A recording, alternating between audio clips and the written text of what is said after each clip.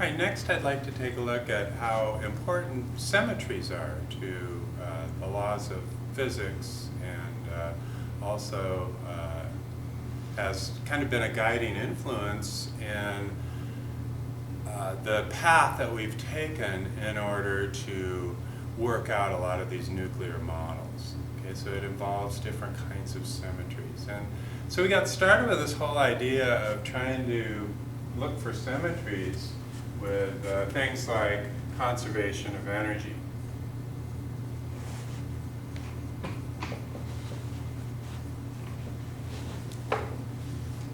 So conservation of energy basically comes from the requirement that the laws of physics are symmetric, or in other words, don't change with the time transformation.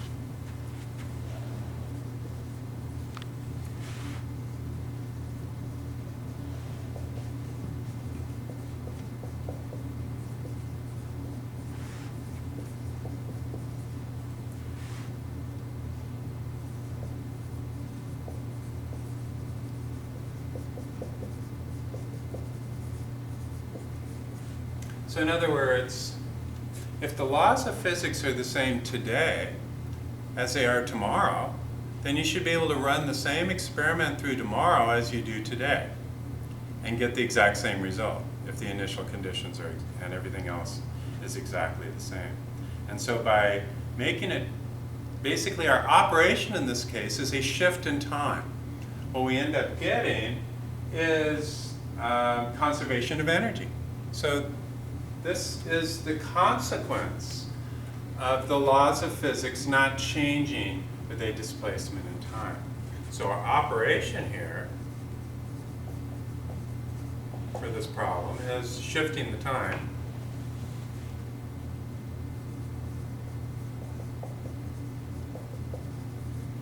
And so what we get then is the result of holding all the laws of physics constant, regardless of how much of a time shift we get, is energy conservation.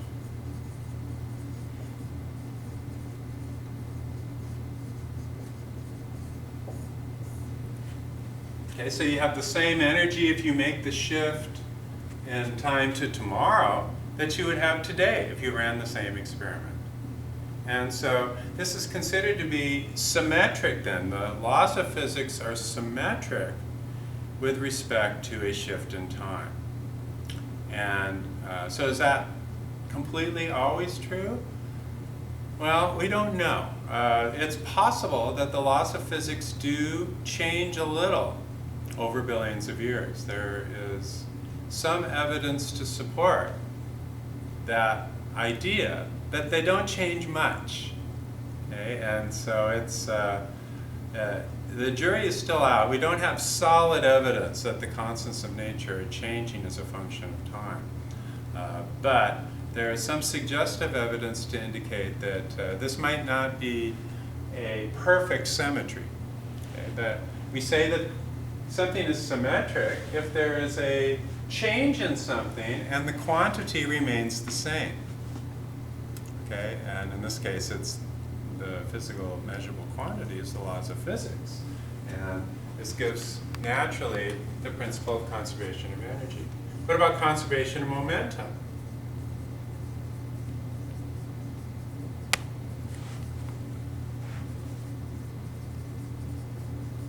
Conservation of momentum comes from the fact that the laws of physics don't change with a displacement in your location.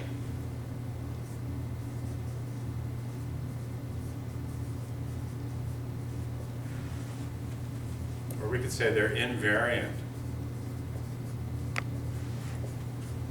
to a shift in location.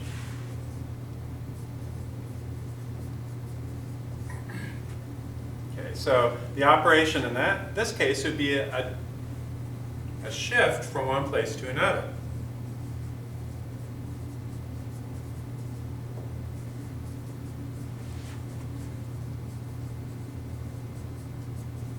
And the result of keeping the laws of physics the same with a shift in position is momentum conservation.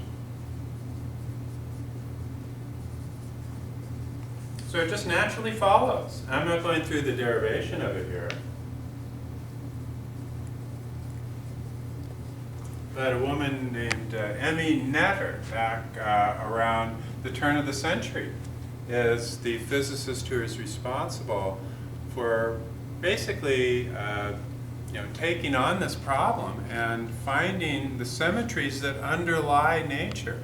So basically this is what gives the universe consistency. The fact that we could do the same thing tomorrow as we do today, or we could do the same thing at some other location as we do over here, and we expect the same result. And those naturally, by means of some mathematical calculations that I could show you if you're interested in them. I could do it. It would take a while, and it involves math that's a little beyond what is the prerequisite for this course. But I could give you the details of why this is true. Similarly, for conservation of angular momentum,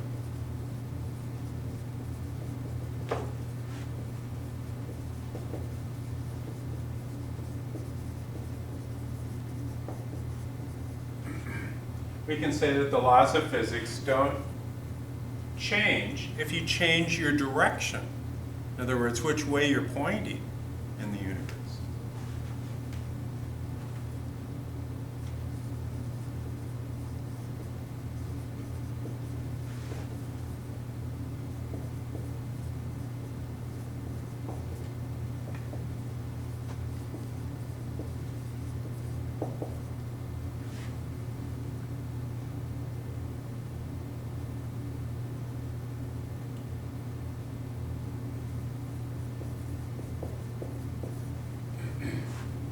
So, or change, we could say here in direction,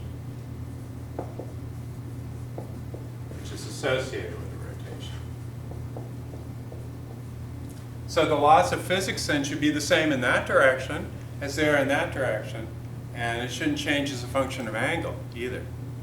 And so if you apply that, then your operation then would be a rotation.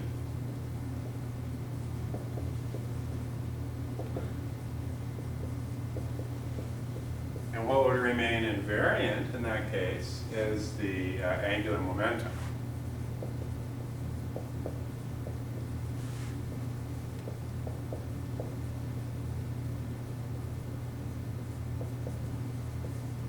So for any change in the direction that you're looking, the angular momentum is conserved by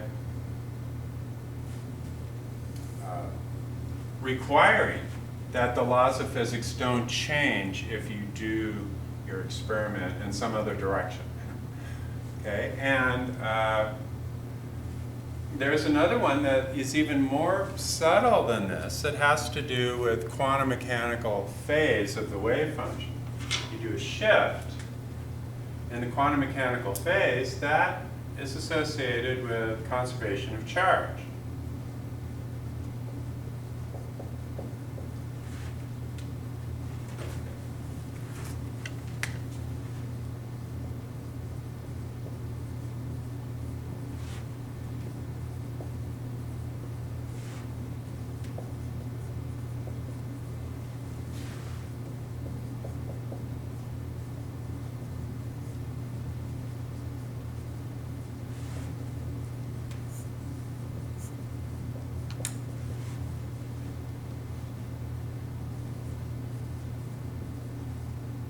So this is the phase of the quantum mechanical wave function psi. So your operation then is to shift in the phase.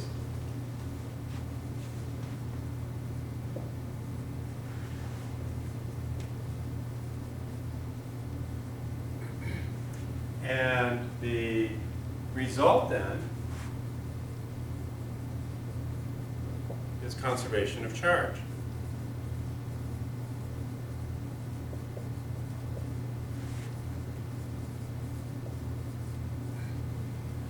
And so each of these operations then is associated with something remaining constant, something not changing in the process of doing that. We could also look at special relativity. That has a symmetry involved too. Here we say that the laws of physics do not depend on on a change in speed.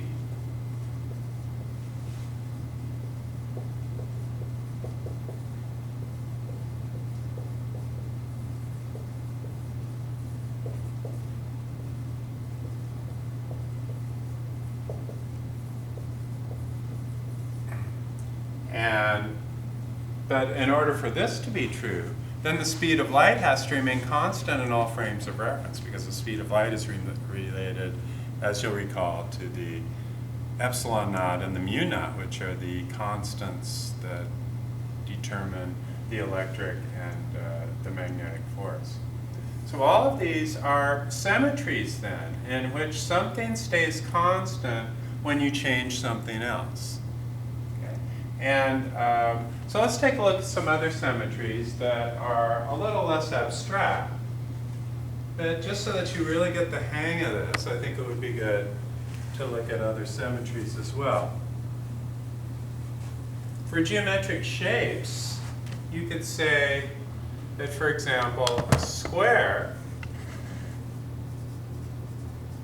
remains a square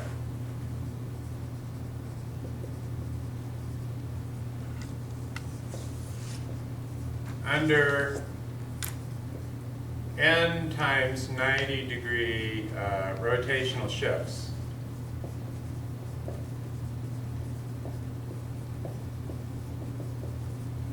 Okay. And so the operation in this case would be to rotate the square by some integer multiple of 90 degrees. So this is A, B, C, and D here. And we rotate it once by 90 degrees, then this becomes A, B, we're rotating it around like that, so then, here, let's write it this way, C, D, otherwise I'll get confused. And so then this is C and that's D. It's still the same square, because each of these are just labels that we put so that we can count how many times we've rotated this thing. So I could rotate it by 90 degrees the other way, and I'd still get a square. In that case, it would be A, B, C, D, like that. So we say then that the square remains a square if we apply any number of 90-degree shifts to it. And so it's invariant then. It stays a square, and so that's what remains the same. And this is the operation that must be performed in order for the square to remain a square. That looks exactly the same as the previous square did. Okay, and so you could actually set this thing up. You could have you'd have different states for the square, and one could be like this, A, B, C, D. Another one could be B, C, A, D, like this. And each one would correspond to a rotation to the right or rotation to the left. And no matter how many times you did this, the operation that you would perform would always produce a square that is still a member of this group. And so we can actually set this up in terms of a mathematical group of different squares that are rotated by different amounts, but that are still squares after that many rotations have taken place. And so basic idea with the group then is if you apply a mathematical operation to a member of the group, you always get another member of the group.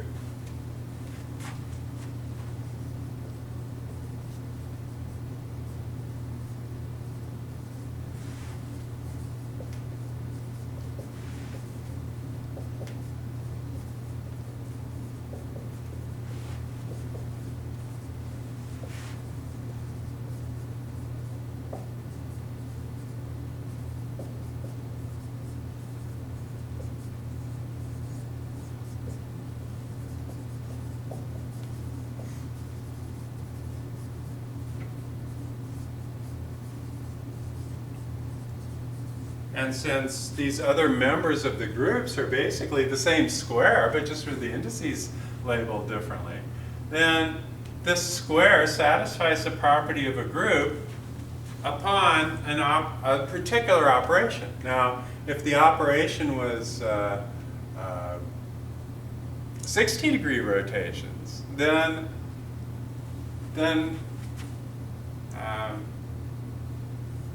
you'd end up with things like this that wouldn't look like the same kind of square anymore.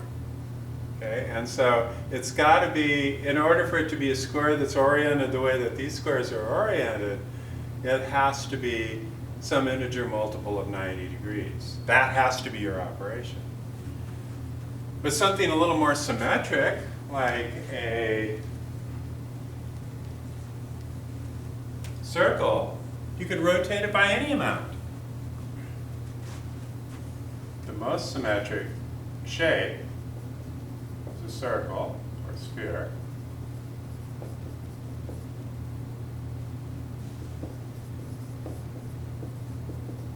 So any rotation produces another circle.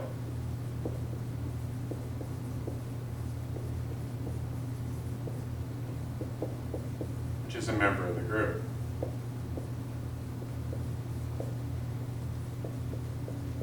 Where the group is the set of all circles that have been rotated by any amount, basically. So this is more like a continuous group. And this is more like a discrete group here. Okay? But you can also do this same kind of thing with particle exchanges. So what we could do is we could set up a table of, let's say, different kinds of particles. Let's start out with quarks here. Red, green, and blue. And then up here, we'll have red, green, and blue.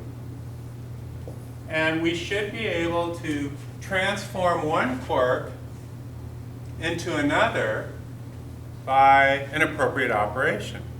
And that operation, in this case, is the exchange of a virtual gluon. Okay, so this group is symmetric under an operation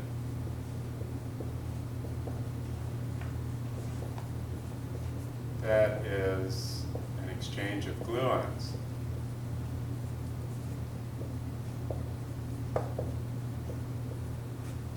And so we saw how to do this before, as a matter of fact. Now, with the red turning to a red, it turns out these have to be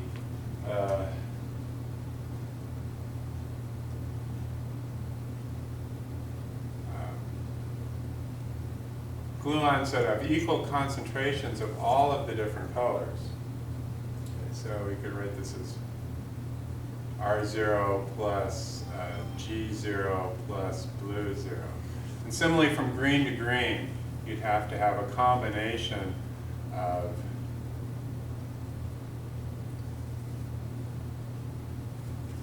colorless gluons that we haven't talked too much about because they're a little more complicated. But you can exchange colorless gluons to transform a red back into a red. But to get a red to turn into a green, you'd want to exchange a gluon that had a color that was equal to red anti-green. That's what we saw before. And to turn a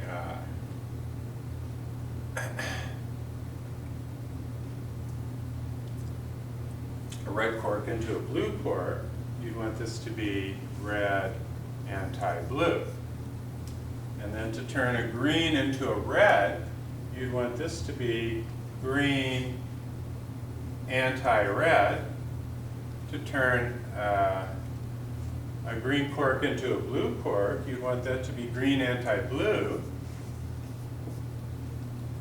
And similarly for the blue quark, you'd want this to be blue anti-red and blue anti-green.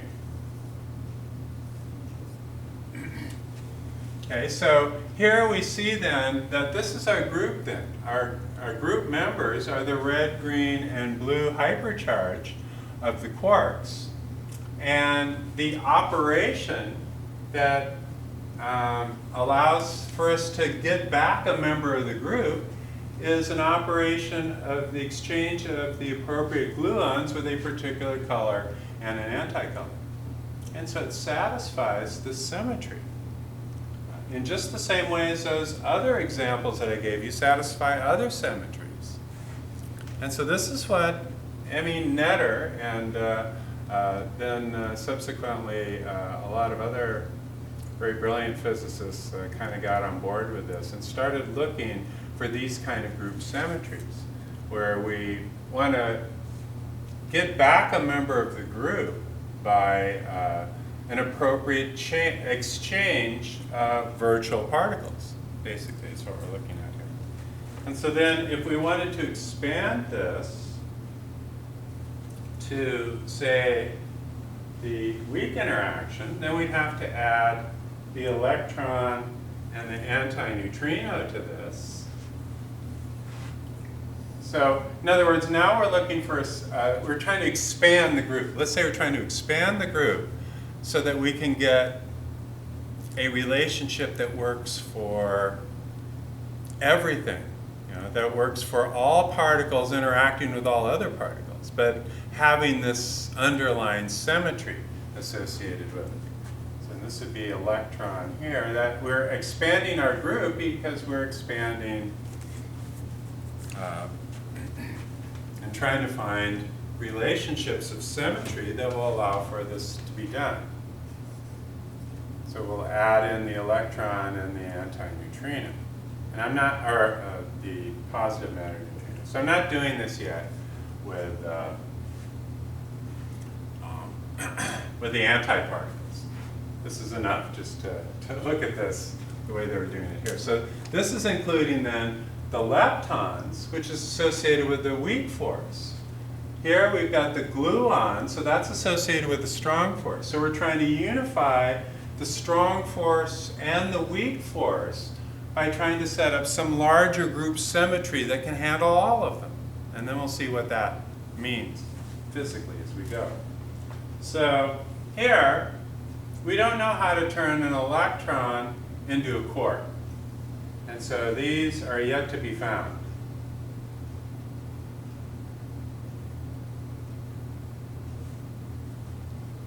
If I'm circling them like that, it means we haven't found them yet. Don't know how to do this. But we do know how to turn an electron into an electron. That's just by exchange of a photon. So that's the electromagnetic force. And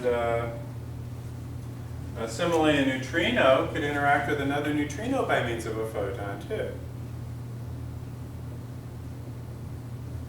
But if we want to turn an electron neutrino into an electron, we're going to have to add a W minus particle. And if we want to turn so neutrino into electron, if we want to turn an electron into a neutrino, we're going to have to add a W plus particle. Okay, but all the rest of these are yet to be found, ways that we could exchange other particles with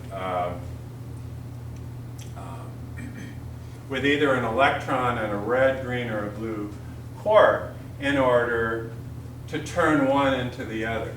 And so these are still unknown whether or not we're going to be able to find these particles. But this is the attempts that have been made to unify the electricity and magnetism with the weak interaction and with the strong force is associated with the standard model.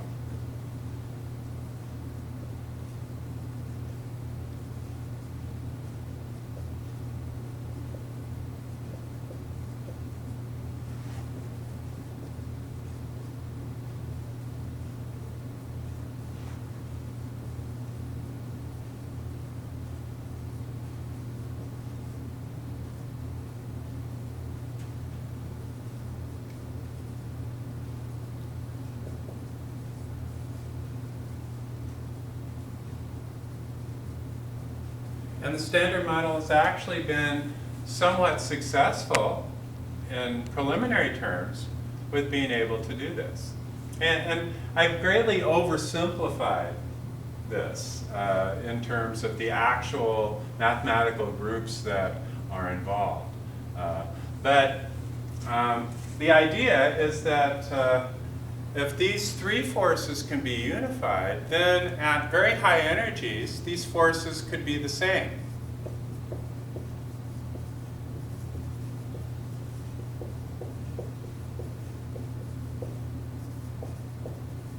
In other words, right after the Big Bang.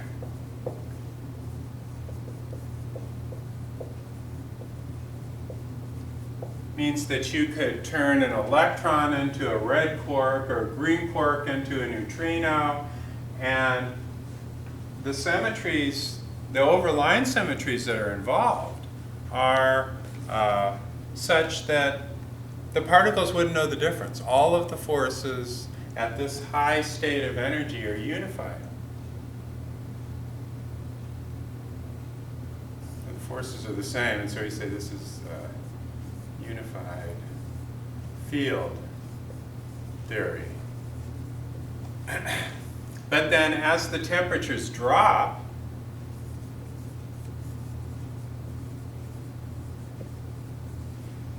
then some particles, like the Z and W particles, interact with the Higgs field.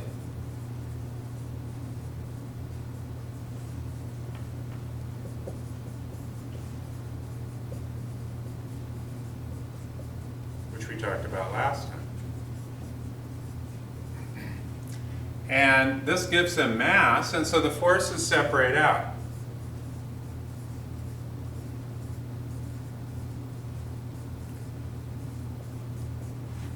And so if we look then at a scenario of what happened during the first second after the Big Bang, what we find is that up until about 10 to the minus 43 seconds after the Big Bang, we think all of the forces were unified, including gravity.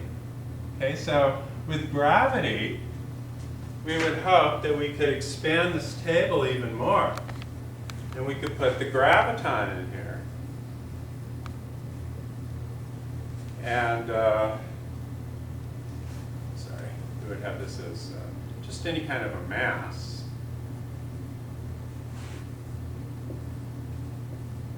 And then masses would interact with other masses by graviton. But any type of mass could be turned into any of these particles by means of a further unification with the gravitational force. Okay, so up until this 10 to the minus 43 seconds, all the forces, including gravity, acted the same. But then gravity is thought to have frozen out, and at that point, we think that space and time started being different. So space and time were kind of like, time is like a spatial dimension until 10 to the minus 43 seconds. And then gravity was the first force to become distinct from the others. In other words, you could exchange a graviton or any other kind of particle with any other particle and create any other member of the group up until this time. And then gravity became distinct. Then there was a point here where we think that energy perhaps from the Higgs field was converted into particles. And so this is our what's called inflationary epoch, in which gravity took on a negative value and the universe expanded very rapidly. And so just before the inflationary epoch, it's thought that the strong force became separate from the electromagnetic and the weak interaction. But then after inflation, the universe went back to normal expansion, and then about maybe 10 to the minus 12 seconds or so after the beginning of the Big Bang, the weak and the electromagnetic forces became distinct from each other. And then quarks started to come together around maybe 10 to the minus 8 seconds. So up to this point, everything was just a quark-gluon plasma. And the gluons were not in pairs. But then somewhere around maybe about a millionth of a second or so after the Big Bang, the quarks started pairing up. And then everything else has just been kind of winding down ever since. So most of the significant events have taken place in the first second after the Big Bang. And then all the rest of this, of course, is on a logarithmic scale, is the subsequent evolution of the universe to its present time. So it's pretty boring from here on in. All that action was taking place in the first second after the Big Bang, when all of these forces started becoming distinct from each other and losing their symmetry. Now, I know this is kind of an abstract concept of objects losing their symmetry, but we can look at a more physical example. Let's say we've got a piece of iron that's molten from a volcanic eruption, and the lines of the Earth's magnetic field are going through it like this. But let's say it's at 2,000 degrees Kelvin. Then the alignments due to the magnetic field are washed out, so there's no alignment at this high temperature. So we can say that the plasma basically has the same properties in every direction, because the magnetic field, although it's there, is not exerting much of an effect. It's just getting washed out. But then we get down to maybe 700 degrees or so, and now things have cooled off enough so that the magnetic domains leave a permanent imprint.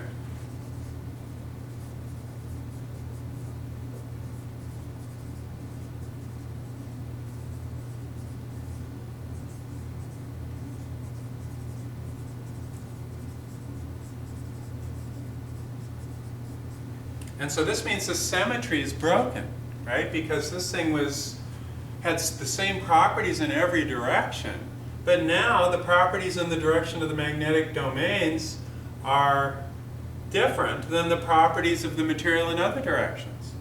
And so this is why we say at this point then the symmetry is broken.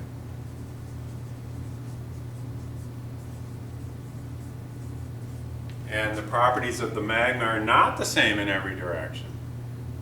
And so this is because another influence starts to kick in. And so how does that work with the universe as a whole? Well, go back to this picture, and what we see is that up until gravity freezes out, all of the forces are acting the same. So all of the forces have equal strengths, and you don't know the difference between the exchange of one particle and the exchange of another particle. So that's perfect symmetry. But then when gravity starts to freeze out, that's kind of like a phase change in the space itself. And that change in the phase is similar to what happens as this piece of magnetic lava, this iron-filled lava, cools enough so that it can retain the alignment in a certain direction. So the analogy then might be, say, with massless W particles that suddenly start to interact with the Higgs field and they gain mass. We could think of that as being another analogy to the sudden alignment of the magnetic domains as the temperature of the magnetic material drops. Okay, so our goal then is to try to find the most concise statement of the laws of physics. So that's the ultimate goal of all of this.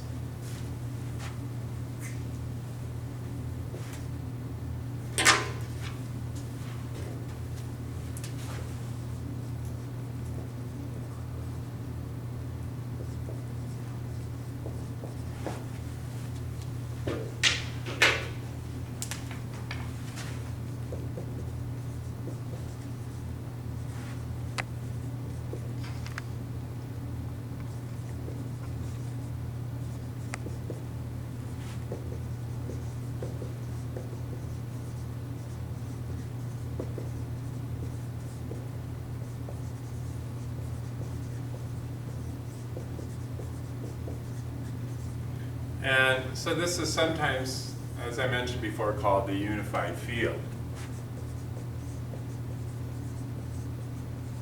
Such that under very intense temperatures and high energies, all of the forces act basically as a single force and is the most simple law of all. And then as the temperatures drop, then these different aspects of the unified field become separate and distinct.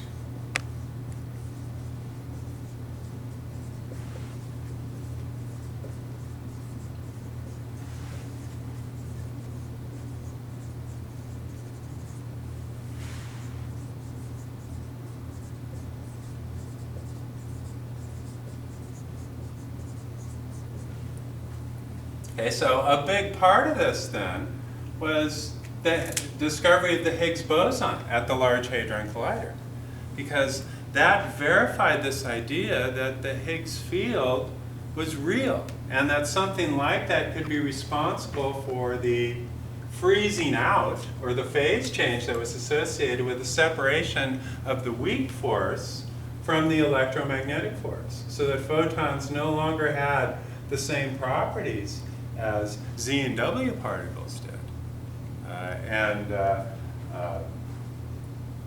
So the big problem in doing this, though, finding this unified field,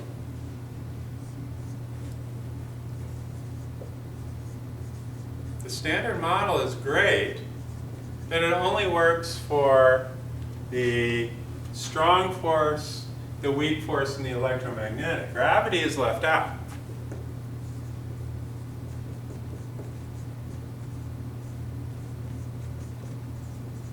Can't use the same mathematical tricks that we use to unify in a broader kind of a group theory here for the other known forces of nature.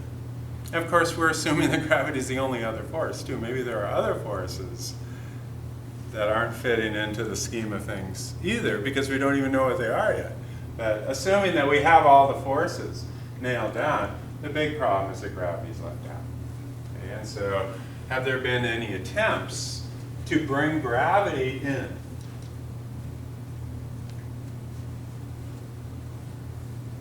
The answer is yes.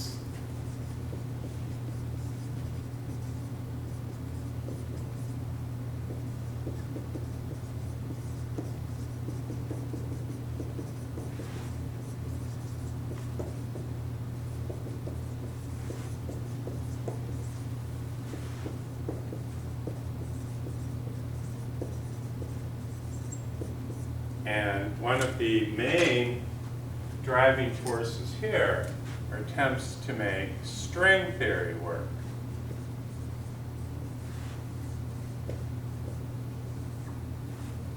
And that'll be the subject of the next lecture.